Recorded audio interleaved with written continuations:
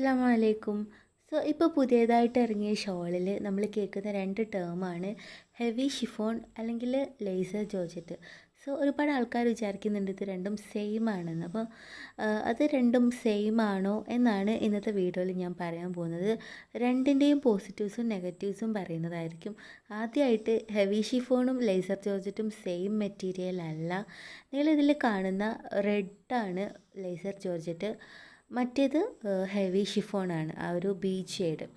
അതായത് laser georgette നമ്മൾ സാധാരണ ജോർജറ്റിനേക്കാളും ഒന്നും കൂടി ഒരു ഫ്ലോയി ആയിട്ടാണ് നിൽക്കുക, ഭയങ്കര സ്ലിപ്പറി ആയിരിക്കും.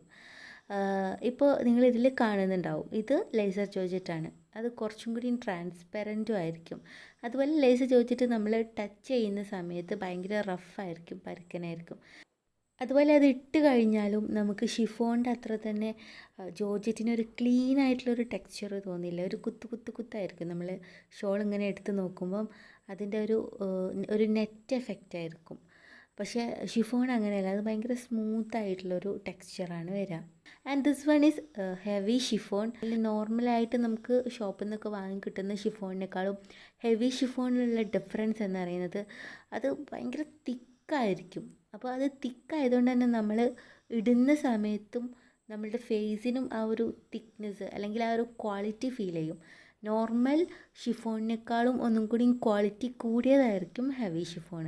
അതുപോലെ തന്നെ പ്രൈസും കൂടിയിട്ടുണ്ടാവും. അപ്പോൾ പ്രൈസ് കൂടുമ്പോഴും ക്വാളിറ്റി കൂടും. അതിൻ്റെ ആ ഒരു അതായത് ഷോൾ യൂസ് ചെയ്യാൻ ഇട്ടാക്കാൻ യൂസ് ചെയ്തിട്ടുള്ള ത്രെഡ്സും ഫൈബേഴ്സൊക്കെ ഉണ്ടല്ലോ, അതിൻ്റെയൊക്കെ ക്വാളിറ്റി കൂടും ഹെവി ഷിഫോൺ ആകുമ്പം. ഇപ്പോൾ നോർമൽ ഷിഫോൺ ഷോള് നമുക്കൊരു ഇപ്പോൾ സാധാ ഷോപ്പിൽ നിന്നൊക്കെ ആണെങ്കിൽ ഒരു 250 കിട്ടും.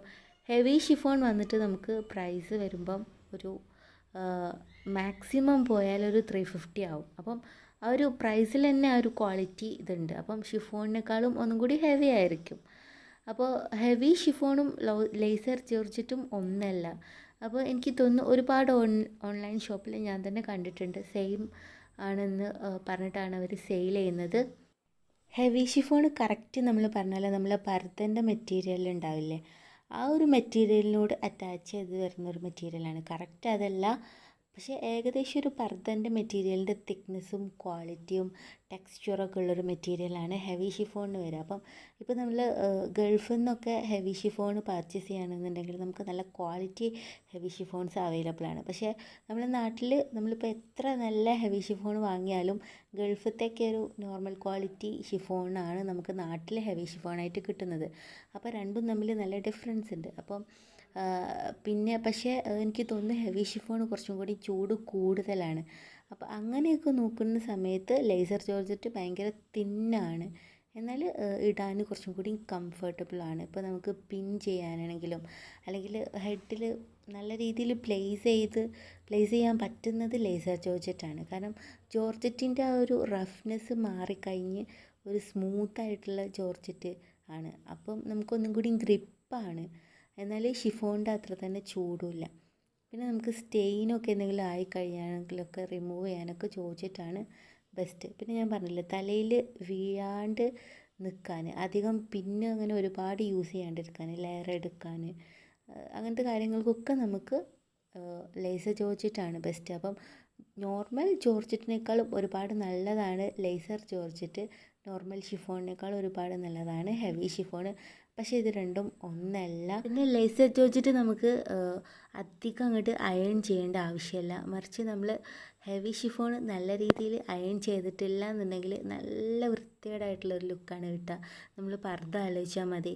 അപ്പോൾ അത് പെട്ടെന്ന് ചുളിയുന്ന ഒരു ടൈപ്പ് ടെക്സ്ചറാണ് ഹെവി ഷിഫോണിന്. അപ്പോൾ ലേസർ ജോർജറ്റ് നമ്മളധികം അയൺ ചെയ്തിട്ടില്ലെങ്കിലും അങ്ങനെ അറിയില്ല.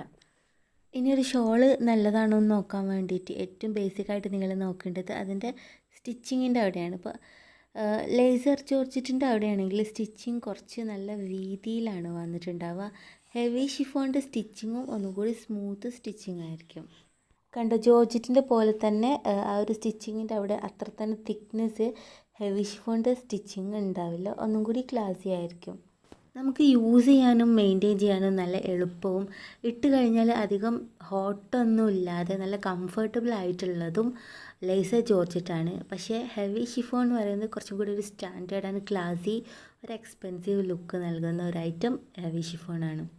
അപ്പോൾ നമ്മൾ ഫോട്ടോസും വീഡിയോസൊക്കെ കാണുന്ന സമയത്ത് ഈ ഡിഫറൻസ് ഒന്നും നമുക്ക് തിരിച്ചറിയാൻ പറ്റില്ല എന്ന് നിങ്ങളെ ഓർമ്മിപ്പിച്ചുകൊണ്ട് ഇന്നത്തെ വീഡിയോ വൈൻഡപ്പ് ചെയ്യാണ്. അസ്സലാമു അലൈക്കും. Thank you so much.